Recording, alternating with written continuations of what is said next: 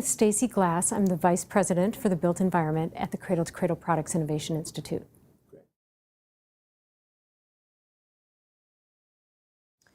I thought it was a really interesting mix of people for the panel today. We have Brendan Owens, who is kind of the passion and the mind, behind this LEED version 4, and in particular in the materials and resource. And the materials and resource section of LEED has come so far from 2009 to version 4, and so the several iterations in between, especially as they relate to material health. And then you've got Chris Pike, who takes a very big picture and data sort of approach. What can we know? What can we measure? And then Howard and I were really here to talk about what are the impacts of optimizing. The Cradle to Cradle certification program offers this path for manufacturers to optimize.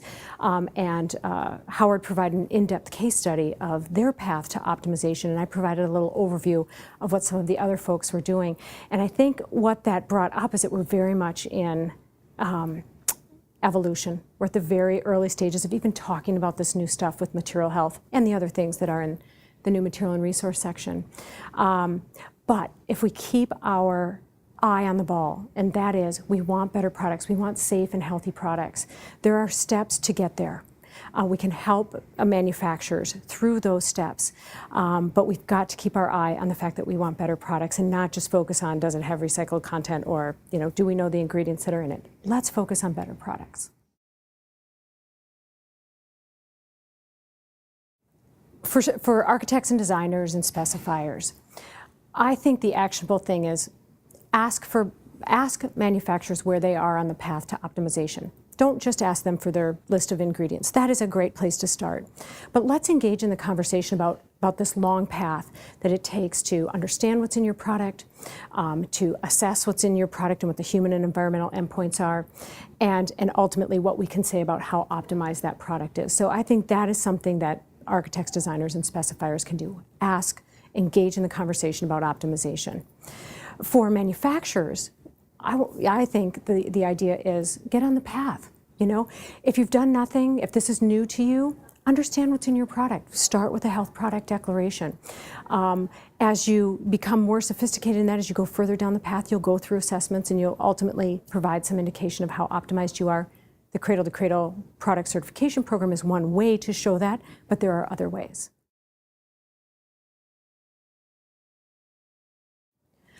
Supply chain knowledge, right? So, to know what's in our products so that we can make them better, we have to understand, and these supply chains go deep.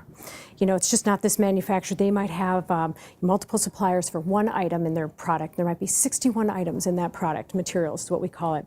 Each of those comes from multiple suppliers. Gathering that information in a reliable way is very difficult. This movement that we have for transparency throughout the supply chain is going to help. In the meantime, manufacturers need an alternative path. And for example, in the Cradle to Cradle program, you can engage an assessor who engages in non-disclosure agreements with the supply chain so that they can get the information so that we can take action on that information.